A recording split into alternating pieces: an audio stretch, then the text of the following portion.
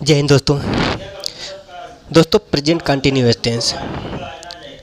दोस्तों present indefinite tense के हमने सारे नियम तीनों फॉर्मेट में अफर्मेटिव, निगेटिव, इंट्रोगेटिव अच्छी तरह से हमने सीख लिया है। ठीक ना, आशा करते हैं आप लोगों को अच्छी तरह से समझ में आ भी गया होगा। अब बढ़ते हैं दोस्तों प्रेजेंट कंटिन्यूअस टेंस की तरफ। अब दोस्तों प्रेजेंट कंटिन्यूअस टेंस होता क्या है? अब जो कार्य लगातार हो रहा है, कोई भी अगर हम काम कर रहे हैं वो लगातार कर रहे हैं, कार्य रुका नहीं है, वही हमारा प्रेजेंट कंटिन्यूअस टेंस कहलाता है। जैसे हम पढ़ रहे हैं, ठीक ना, अभी रुके नहीं हैं, पढ़ रहे हैं। अब ये नहीं है कि हम पढ़ते हैं, पढ़ते थे, ठीक ना, तो इसका मतलब वो अनिश्चित होता है कि हम पढ़ रहे हैं, इसका मतलब हमारा काम अभी तक जारी है। ठीक ना, यही हमारा कंटिन्यूअस टेंस कहलाता है। अब दोस्तों बात आती है इसकी पहचान की। हम इसको पहचानेंगे कैसे? अगर कोई सेंटेंस हमारे सामने दे दिया जाए तो हम उसकी पहचान कैसे करेंगे? ठीक है दोस्तों, तो आप लोगों को बताना चाहूँगा, कोई भी सेंटेंस के किसी अंत में, ठीक ना, कोई भी अगर वाक्य दिया है, सेंटेंस दिया है, उसके अंत में रहा है, रही है, रहे हैं, रहा हूँ, रहे हो आदि शब्द आए तो क्या कहलाता है? प्रेजेंट कंटिन्यूअस टेंस कहलाता है। ठीक है ना दोस्तों, क्या कहलाता है? प्रेजेंट कंटिन्यूअस टेंस कहलाता है। तो यहाँ पर लिखेंगे जिस सेंटेंस के, जिस वाक्य, जिस यस जिस सेंटेंस के अंत में रहा है, रहा है, रही है, रहे हैं, रहे हैं, रही हूँ, रही हूँ, रहे हो आदि शब्द आए, आदि शब्द आए तो प्रेजेंट कंटिन्यूअस टेंस कहलाता है। ठीक ना, PRESENT present, CONTINUO continuous, TENSE tense कहलाता है।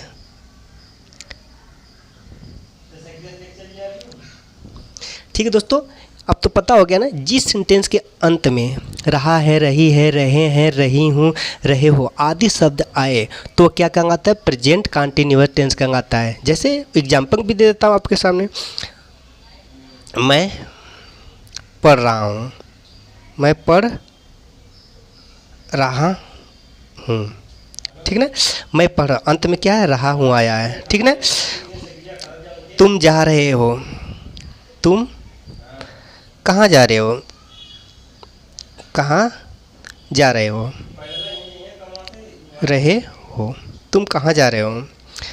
ठीक ना, हो गया। अब जैसे राधा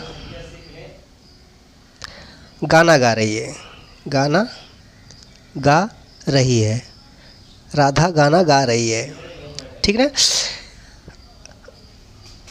तो ऐसे ही रहा है, रही है, रहे आदि आए, ये तो हमारी क्या होती है? प्रेजेंट कंटिन्यूअस टेंस कहलाता है। ठीक ना, यही हमारी इसकी पहचान है। ठीक है ना, अब बढ़ते हैं इसके नियम के बारे में। अब दोस्तों इसके नियम की बात करें तो सबसे पहले मैं आप लोगों को ऐसे बता देता हूँ, एक वचनकर्ता के साथ इज का प्रयोग किया जाता है और बहुवचनकर्ता के साथ आर का प्रयोग किया जाता है और आई के साथ हमेशा यम का प्रयोग किया जाता है।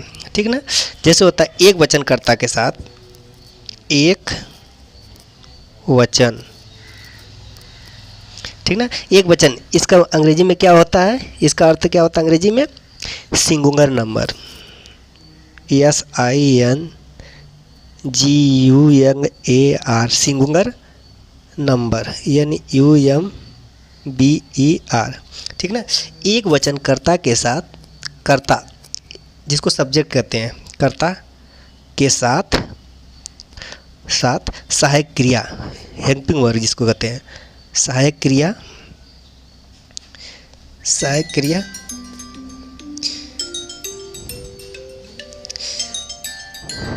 इज का प्रयोग किया जाता है। ठीक है ना, सहायक क्रिया इज का प्रयोग किया जाता है। कब प्रयोग किया जाता है? प्रयोग किया जाता है।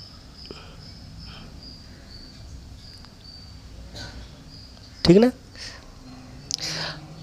और क्रिया का फर्स्ट फॉर्म में आईएनजी जोड़ देते हैं और क्रिया के फर्स्ट फॉर्म में आईएनजी जोड़ देते हैं, आईएनजी जोड़ देते हैं। ठीक ना। अब उसी तरह होगा सेकेंड नियम जो होता है, दूसरा का नियम होता है बहुवचन के साथ, बहुवचन जिसको कहते हैं पुंगुरंग नंबर, PRUNGURANG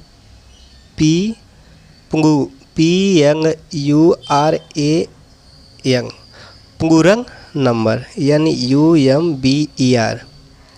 ठीक ना, पुंगुरंग नंबर बहुवचन कर्ता के साथ, बहुवचन कर्ता के साथ सहायक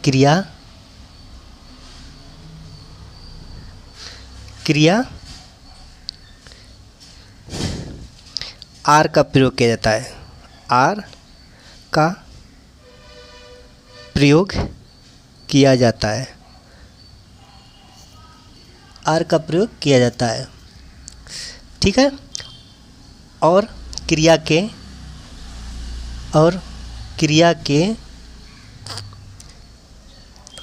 के फर्स्ट फॉर्म में आईएनजी जोड़ देते हैं, आईएनजी जोड़ देते हैं। ठीक ना। इसी तरह का तीसरा का नियम क्या है?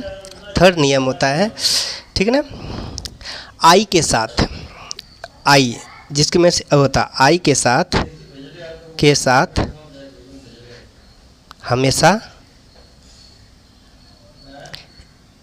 यम का प्रयोग किया जाता है, यानी यम सहायक क्रिया का प्रयोग किया जाता है, सहायक क्रिया का प्रयोग किया जाता है, क्रिया का प्रयोग किया जाता है।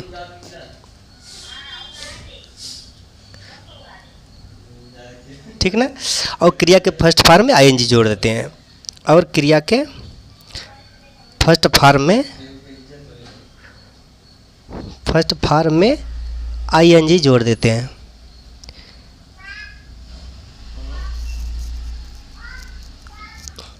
अब ठीक है दोस्तों, ये तीनों नियम को याद रखना। ठीक ना, तीनों नियम इसी पे आधारित हैं। अब इसको तीनों नियम की याद रखोगे तो आपको आसानी पड़ेगी प्रेजेंट कंटिन्यूस टेंस का अनुवाद करने में। ठीक ना। अब इसका फार्मूला की तरफ बढ़ते हैं। अब दोस्तों इसके फार्मूले की बात की जाए तो इसमें हर टेंस में साधारण वाक्य, नकारात्मक वाक्य और प्रश्नवाचक चिन्ह हर टेंस में होता है। ठीक ना। सभी का अलग अलग सूत्र होता है, यानी डिफरेंस सूत्र होता है। जैसे अफर्मेटिव चाहे कंटिन्यूअस हो, चाहे परफेक्ट हो, चाहे परफेक्ट कंटिन्यूअस हो, चाहे फ्यूचर का हो, चाहे पास्ट को, सभी में साधारण वाक्य तो होता ही है। उसके बाद निगेटिव होता है, फिर इंट्रोगेटिव होता है। ठीक ना। हमने अफर्मेटिव सेंटेंस का ये जो फार्मूला है अफर्मेटिव सेंटेंस का है। ठीक है दोस्तों, अब इसका फार्मूला देखो, सब्जेक्ट प्लस सहायक क्रिया जो होती है इज चाहे एम चाहे आर, तीन सहायक क्रिया होती है। इसमें से सहायक क्रिया कब प्रयोग किया जाता है वो आपको मैंने अभी नियम में मैं बता दिया हूँ। फिर वर्ब का फर्स्ट फॉर्म लगता है, जैसे क्रिया का जो प्रथम रूप होता है उसमें आईएनजी जोड़ देते हैं और प्लस ऑब्जेक्ट होता है। ठीक है दोस्तों, यही हमारा फार्मूला है। अब दोस्तों अब इसके आधार पे हम बनाते हैं, चलिए हम कुछ टेंस को बना लेते हैं, कुछ अनुवाद कर लेते हैं, हिंदी से अंग्रेजी में कर लेते हैं, आपको अच्छी तरह समझ में आ जाएगा। जैसे सीता स्कूल जा रही है, सीता स्कूल जा रही है। ठीक है, स्कूल जा रही है, ठीक है। अब देखो सीता स्कूल जा रही है, अभी गई नहीं है या सिर्फ जा ही रही है, चंगी रही है। इसका मतलब ये हमारा कौन सा टेंस हो गया? ये हमारा कंटीन्यूअस टेंस हो गया। ठीक ना। ठीक है। अब उसके बाद होता है, अब इसका फार्मूले के आधार पे हम इसको हल करते हैं। अब देखो सब्जेक्ट क्या है, इसमें करता क्या है, सीता है, तो यहाँ पहले सीता लिखो, SITA, सीता हो गया। उसके बाद देखो सब्जेक्ट इज एम आर, इसमें क्या लगेगा, इसमें इज लगेगा कि एम लगेगा, आर लगेगा। ठीक है दोस्तों, अब देखो यम का प्रयोग हमेशा आई के साथ होता है, ठीक ना। इसमें आर जो होता है बहुवचन के साथ होता है। सीता एक वचन है, सीता क्या है, एक वचन है, इसलिए क्या लगेगा, इज। तो सीता इज हो गया। अब उसके बाद देखो वर्ब, क्रिया क्या हो रही है, जाने काम हो रहे हैं, देखो जा रहा है, तो सीता इज GO, गो, ठीक ना, सीता इज गो। उसके बाद क्या, ING जोड़ना है इसमें, तो GOING, सीता इज गोइंग, ठीक ना। अब हो गया। अब उसके बाद ING हो गया प्लस ऑब्जेक्ट, अंत में ऑब्जेक्ट है, कहाँ जा रही है, स्कूल, टू स्कूल। ठीक है दोस्तों, अब तो पता हो गया Sita is going to school. अब इस पे आसानी से आप बना सकते हो, ठीक ना।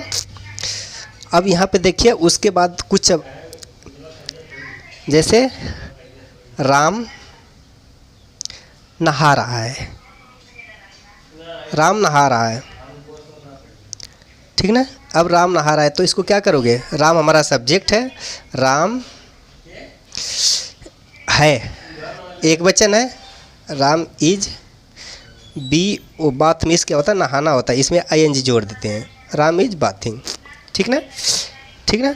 अब हो गया, मैं खाना खा रहा हूँ, मैं खाना खा रहा हूँ, खा रहा हूँ।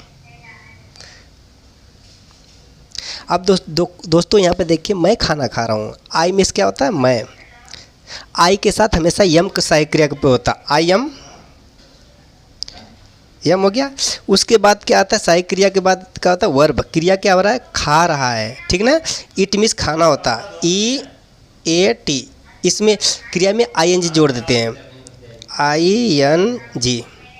तो आई एम ईटिंग, क्या खा रहा हूँ, फूड, तो यहाँ पे लिखेंगे फूड, तो FOOD, फूड मीन्स क्या होता है, भोजन होता है, ठीक ना। आई एम ईटिंग फूड, ठीक है ना। अब बताओ, ये यहाँ पे देखो, तुम पढ़ रहे हो, पढ़ रहे हो, तुम पढ़ रहे हो। अब देखो तुम पढ़ रहे हो, तुम, यू हमेशा बहुवचन में आता है, ठीक ना, ये तो पहले से पता है। यू आर क्या है, रीड में क्या होता है, पढ़ना, तो रीड हो गया, इसमें ING जोड़ना है, ING, तो क्या होगा, यू आर रीडिंग, ठीक ना। ऐसे इसको ट्रांसलेशन करते हैं, ठीक ना। आशा करते हैं आपको अच्छी तरह से समझ में आ गया। दोस्तों इसमें जो निगेटिव को होता है ना, सेम होता है, निगेटिव का एकदम सेम होता है। तो क्या करोगे, जो निगेटिव का मतलब नहीं होता है, जैसे मंगा इसमें सीता स्कूल जा रही है, तो अगर सीता स्कूल नहीं जा रही है तो क्या करोगे, तो सीता इज नॉट, सहायक क्रिया के बाद हमेशा नॉट लगा देंगे, तो निगेटिव में आ जाएगा। बहुत आसान है इसका, ठीक है ना, बहुत सिंपल है इसको निगेटिव का बनाने में। जैसे बता देता हूँ आपको, निगेटिव सेंटेंस, NEGATIVE,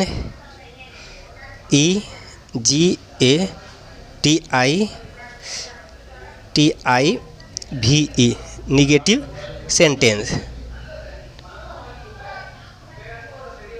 अब दोस्तों निगेटिव सेंटेंस में क्या होता है, जैसे जिस वाक्य में नहीं शब्द आए, जिस वाक्य में नहीं शब्द है वो निगेटिव कहलाता है, जिसमें नकारात्मक होता है, जिसमें ये तो बहुत आसान है, आप तो समझ ही गए होंगे। अब दोस्तों इसका फार्मूला क्या होता है, अब इसका फार्मूला देखिए बहुत आसान दोस्तों। इसमें देखो हमारा पहले जो सहायक क्रिया सेम है, बस उसके बाद नॉट लग गया, बाकी सब सेम है, ठीक ना। तो अब जैसे मैं लिख लेता हूँ, सीता स्कूल नहीं जा रही है, जैसे यहाँ पर लिखा सीता स्कूल नहीं जा रही है, नहीं जा रही है, जा रही है, तो सीता स्कूल नहीं जा रही है, तो क्या लिखेंगे, Sita SITA, Sita is not going to school, GOING, going to school, ठीक ना। Sita is not going to school.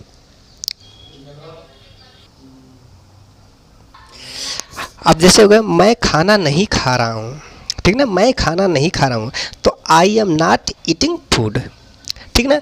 अब जैसे मैं खाना खा रहा हूँ तो यहाँ पे क्या, आई एम ईटिंग फूड, यहाँ पे नॉट है, बस सहायक क्रिया के बाद क्या करते हैं, नॉट का प्रयोग कर देते हैं, बस ये सेम, बहुत ही आसान है इसका। निगेटिव का तो फार्मूला बहुत ही आसान है, ठीक ना। अब बढ़ते हैं अफर्मेटिव निगेटिव तो हो गया, अब बढ़ते हैं इंट्रोगेटिव सेंटेंस की तरफ, ठीक ना। कंटिन्यूअस का निगेटिव तो हो गया, अफर्मेटिव भी हो गया, अब उसके बाद इंट्रोगेटिव सेंटेंस की तरफ बढ़ते हैं। अब दोस्तों आता है इंट्रोगेटिव सेंटेंस, यानी इसका मतलब होता है प्रश्नवाचक शब्द। अब दोस्तों प्रश्नवाचक शब्द की पहचान तो आप जानते हैं ना, इसकी पहचान तो आप जानते हैं, ठीक ना। इसमें क्या होता है, जो प्रश्न पूछा जाता है, ठीक ना, प्रश्न जो जिसमें प्रश्न किया जाता है वही क्या है, इंट्रोगेटिव सेंटेंस कहलाता है, ठीक है ना। अब उसके बाद आता है इसका नियम आता है, नियम। अब जैसे पहचान की वो, जैसे मैं, क्या वह नहा रही है, क्या राम स्कूल जा रहा है, राम कहाँ रहता है, ऐसे आता है ना, हम प्रश्न पूछते हैं तो आता है। अब दोस्तों इसका नियम, दोस्तों नियम सेम है, सभी का सेम है। जैसे सहायक क्रिया एक वचन के साथ इज का प्रयोग किया जाता है, बहुवचन के साथ यम का प्रयोग किया जाता है, और आई के साथ यम का प्रयोग किया जाता है, ठीक ना, सेम सब सहायक क्रिया, और नियम भी सेम है। अब इस बात आती है फार्मूले की, अब इसका फार्मूला, ठीक ना, अब इसका फार्मूला। अब दोस्तों इसका फार्मूला क्या होता है, सबसे पहले याद रखना, इसमें हमारे जो होते हैं फार्मूला होता है 3 प्रकार का होता है, ठीक है। एक होता है साधारण फार्मूला जैसे, और एक होता है जिसमें नकारात्मक साथ में जुड़ा हो, एक नकारात्मक जिसमें नहीं शब्द आए, जैसे क्या राम खा रहा है, क्या राम नहीं खा रहा है, राम क्या खा रहा है, ठीक ना। जैसे राम क्या, प्रश्नवाचक चिन्ह जो बीच में आता है, इसमें 3 फार्मूले बनते हैं। फर्स्ट फार्मूला जो होता है जैसे is M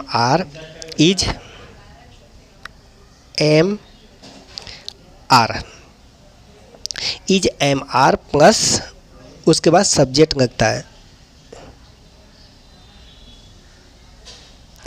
is am are plus subject plus verb का फर्स्ट फॉर्म, वर्ब का फर्स्ट फॉर्म, ठीक ना, प्लस आईएनजी प्लस ऑब्जेक्ट, ठीक ना, ऑब्जेक्ट, ठीक ना, प्लस ऑब्जेक्ट, ठीक ना। Is am are plus subject plus verb का first form plus ING plus object, ठीक ना, इसको याद रखना। और अंत में जो होता है क्वेश्चन मार्क जरूर देना, ठीक ना। ये प्रश्नवाचक चिन्ह होता है, कोई भी होता है प्रश्नवाचक चिन्ह में क्वेश्चन मार्क जरूर दिया जाता है। तो अब एक फार्मूला तो हो गया, अब इस पर कुछ हक कर लेते हैं, इस पर जो है अनुवाद कर लेते हैं, तभी आप लोगों को समझ में आ जाएगा, ठीक ना। तो यहाँ पर लिखेंगे क्या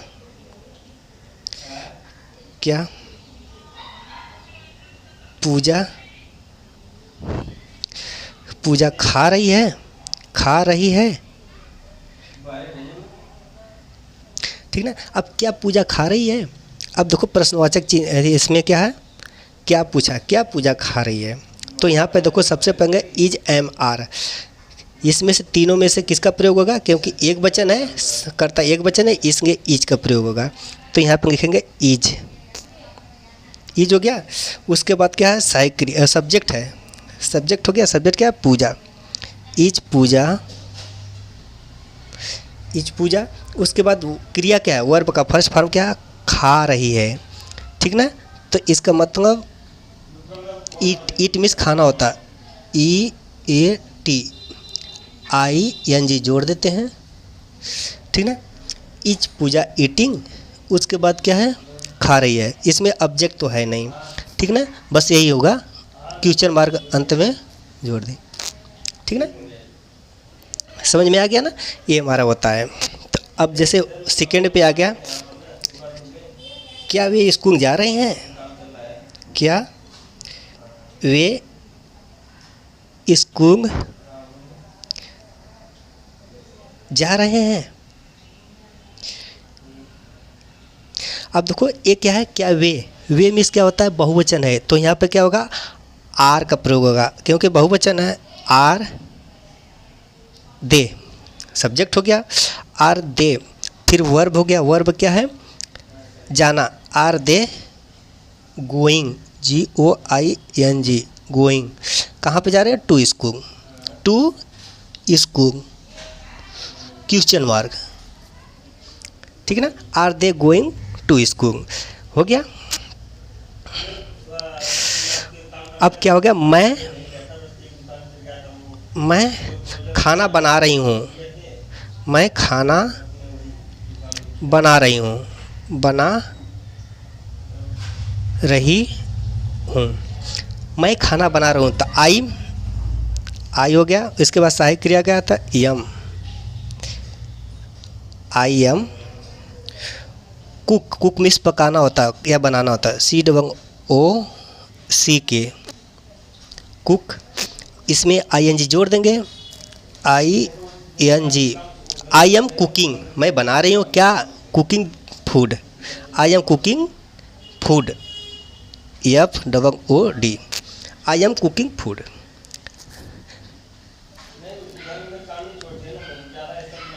सॉरी यहाँ पे देखिए दोस्तों, मैं खाना बना रही हूँ, ठीक है, मैं खाना बना, आई एम कुकिंग फूड, ये तो सही है, हम प्रश्नवाचक चिन्ह को सोचे। अब क्या, अब यहाँ पे देखो, क्या मैं खाना बना रही हूँ, अब देखो ये प्रश्नवाचक हैं, तो ये होगा आई एम, उसके बाद क्या हो गया, सब्जेक्ट हो गया, MI, cooking, COOKING, cooking food, question mark, ठीक ना, ये दोनों आ गया, ये तो सैंपल हो गया, ये हो गया, ये इंट्रोगेटिव में का नहीं है, ठीक ना। अब उसके बाद आता है सेकेंड फॉर्मूला, अगर जिसमें नहीं लगा हो, अगर निगेटिव का हो तो क्या करेंगे, निगेटिव, NEGATIV। अब दोस्तों निगेटिव का फार्मूला क्या होता है, दोस्तों सभी को याद रखना, निगेटिव जो होता है सब्जेक्ट के बाद, अगर प्रश्नवाचक चीज इंट्रोगेटिव में पूछा जाए तो निगेटिव जो होता है नॉट हमेशा सब्जेक्ट के बाद ही लगाते हैं, ठीक ना। जैसे अगर यहाँ पर क्या वे स्कूल नहीं जा रहे हैं तो कहेंगे आर दे नॉट, सब्जेक्ट के बाद ही हमेशा नॉट आता है, तो यहाँ पे क्या होगा, इसका फार्मूला क्या होगा, इसका फार्मूला इज एम आर, ठीक ना, plus subject subject plus not plus verb का first form plus ING plus object अंत में क्वेश्चन मार्क, ठीक है दोस्तों, ये हमारा फार्मूला हो गया। अब दोस्तों इस पे हम बनाते हैं, जैसे क्या पूजा नहीं खा रही है, तो यहाँ पे क्या पूजा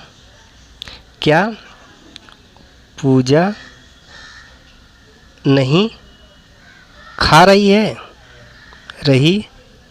है। अब देखो क्या पूजा नहीं खा रही है, तो यहाँ पे क्या सहायक क्रिया क्या इज होगा, is Pooja not eating, EATING, is Pooja not eating food, और अंत में question mark, is Pooja not eating food.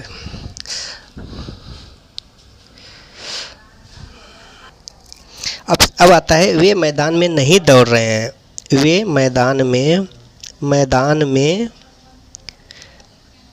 नहीं दौड़ रहे हैं, नहीं दौड़ रहे हैं। अब देखो वे मैदान में नहीं दौड़ रहे हैं, क्या यहाँ पे लिखेंगे क्या, तो यहाँ पे क्या होगा क्या, ठीक ना, क्वेश्चन मार्क बनाना ना, क्वेश्चन मार्क, क्या वे मैदान में नहीं दौड़ रहे हैं, तो हम लिखेंगे क्या, वे क्या होता है बहुवचन है, तो यहाँ पे लिखेंगे आर दे, सहायक क्रिया के बाद नाट आता है, आर दे नाट, उसके बाद दौड़ना क्या होता है, दौड़ना running, RUNNI running, are they not running in the ground, running in the ground, यहाँ पे लिखेंगे इन द ग्राउंड, GROUND, ठीक ना, अंत में क्वेश्चन मार्क, ठीक है। तो are they not running in the ground, ठीक है दोस्तों, अब तो निगेटिव भी पता हो गया। अब उसके बाद आता है, उसके बाद इसी में आता है, अगर एक क्वेश्चन मार्क जो होता है अगर बीच में आए तो क्या करेंगे, अगर एक क्वेश्चन मार्क बीच में आए तो उसका भी फार्मूला होता है, पहले उसकी अंग्रेजी, फिर उसके बाद सहायक क्रिया, फिर सब्जेक्ट प्लस वैसे ही होता है। इसका भी फार्मूला दिखा देते हैं। देखिए, यदि प्रश्नवाचक शब्द वाक्य के बीच में आए, जैसे यहाँ पे तो तुम कहाँ जा रहे हो, तुम, इसका मतलब बीच में प्रश्नवाचक चिन्ह देखो बीच में आया हुआ है, ठीक ना, तुम कहाँ जा रहे हो, ठीक ना। तो यहाँ पे इसका फार्मूला होता है, इसका फार्मूला, ठीक ना, इसका फार्मूला होता है, पहले उसकी अंग्रेजी लिखेंगे, पहले उसकी अंग्रेजी लिखेंगे, ठीक है दोस्तों। फिर उसके बाद आता है सहायक क्रिया, इज, एम, आर, ठीक ना, उसके बाद सहायक क्रिया इज, एम, आर। अगर ये निगेटिव में है तो यहाँ पे नॉट लगा देंगे, अगर अथवा निगेटिव नहीं है तो सेम यहाँ पर रख देंगे, ठीक ना। तो प्लस वर्ब का फर्स्ट फॉर्म, वर्ब का first form plus ING plus object,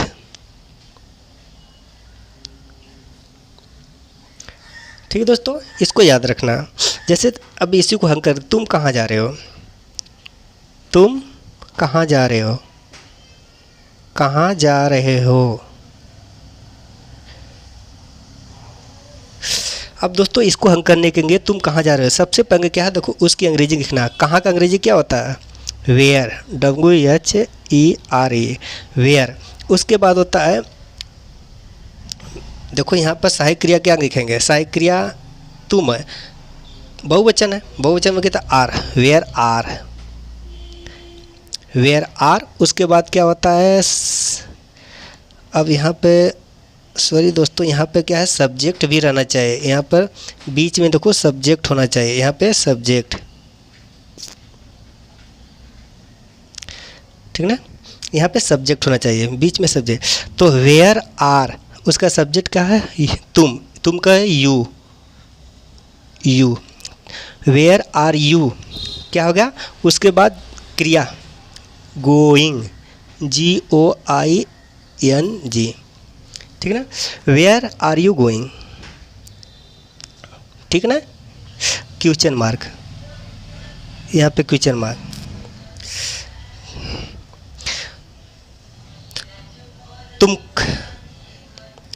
तुम जैसे हो गया, तुम कब आ रहे हो, तुम कब आ रहे हो, कब आ रहे हो, तुम कब आ रहे हो। तो यहाँ पे वेन हो, वेन मीन्स क्या होता है, कब होता है, WHE वेन, वेन। उसके बाद सहायक क्रिया आर, यू, उसके बाद क्या होगा, कम का कमिंग, COMMING, क्वेश्चन मार्क, ठीक ना, वेन आर यू कमिंग, तुम कब आ रहे हो। उसके बाद सूर्य पूरब से क्यों निकलता है, जैसे हो गया सूर्य, सूर्य पूरब से क्यों निकलता है, ठीक ना, सूर्य पूरब से क्यों निकलता है। तो अब देखो सबसे पहले क्यों, WH वाई, सूर्य एक है तो एक वचन हो गया। वाई इज दिस सन, सन हो गया, सन सब्जेक्ट हो गया सन। वाई इज दिस सन, निकलना होगा राइज, राइज में से निकलना तो राइजिंग होगा, RISI राइजिंग। अब देखो सूर्य पूरब से निकलता है या पूरब में निकलता है, ठीक ना। तो यहाँ का द सन राइजिंग कहाँ निकलता है, पूरब से, यानी इन the east, EAST, east means पूरब होता है। पूरब से निकलता है या पूरब में निकलता है, ठीक है। Why is the sun rising in the east, east means होता है पूरब होता है। समझ में आ गया ना। अब जो है इंट्रोगेटिव का भी आपको अच्छी तरह से समझ में आ गया। अब यहाँ पे अगर पूछ देता कि सूर्य पूरब से क्यों नहीं निकलता है, क्यों नहीं निकलता है, तो क्या लिखोगे, why is the sun not, हमेशा सब्जेक्ट के बाद ही आता है नॉट, ठीक ना। यहाँ पे तुम कब नहीं आ रहे हो, ठीक ना। तो यहाँ पर when are you not coming, हमेशा याद रखना, अगर नेगेटिव में है तो नॉट इसके बाद सब्जेक्ट के बाद ही लगता है। दोस्तों आशा करते हैं कि आपको प्रेजेंट कंटिन्यूअस टेंस का अच्छी तरह से समझ में आ गया। आप इसको रिवीजन करेंगे ना, इसके फॉर्मूले को याद करेंगे ना, आपको आशा करता हूँ कि आपको अच्छी ढंग से समझ में आ जाएगा। अगर चाहे तो इसका नोट भी बना सकते हो, आप अच्छी तरह से नोट बनाएंगे ना, आपको भविष्य में काम आएगा इसका, ठीक है। दोस्तों अगले वीडियो में हम नेक्स्ट टेंस यानी दूसरा फ्यूचर प्रेजेंट परफेक्ट टेंस के बारे में बताएंगे, ठीक है दोस्तों। यानी हम अगले वीडियो में हम प्रेजेंट परफेक्ट टेंस के बारे में बताएंगे। हमारा जो कंटिन्यूअस टेंस का था हमारा इतने ही था। अब इसमें होता है हम इसका अनुवाद बनाएं, इसको रिवीजन करें, यानी हम क्या करते हैं इस पर ट्रांसलेशन देते हैं, इसको मांगा एक्सरसाइज होता है, ठीक ना। अनुवाद पे अनुवाद करते जाएंगे एग्जाम्पल के तौर पे, हमको तो और भी आसान होता जाएगा, ठीक ना, हमको अच्छी तरह से समझ में आ जाएगा। अगर दोस्तों आप लोगों को आ जाए, समझ में आ जाए, तो ये जो 7 है, 7 इसको ट्रांसलेशन बनाना, हिंदी से अंग्रेजी में ट्रांसलेशन बनाना है। अगर आप पे विश्वास हो गया कि मुझे आ रहा है तो आप इसको बना देना, ठीक ना। इतना मैं आपके लिए होमवर्क दे रहा हूँ। अगर फिर भी कोई परेशानी आए तो हमसे संपर्क कर सकते हैं कमेंट बॉक्स में, इसका जवाब मैं ज़रूर दूंगा, ठीक है दोस्तों। आज के लिए इतना ही, फिर मिलेंगे नेक्स्ट वीडियो में, तब तक के लिए आपके लिए धन्यवाद।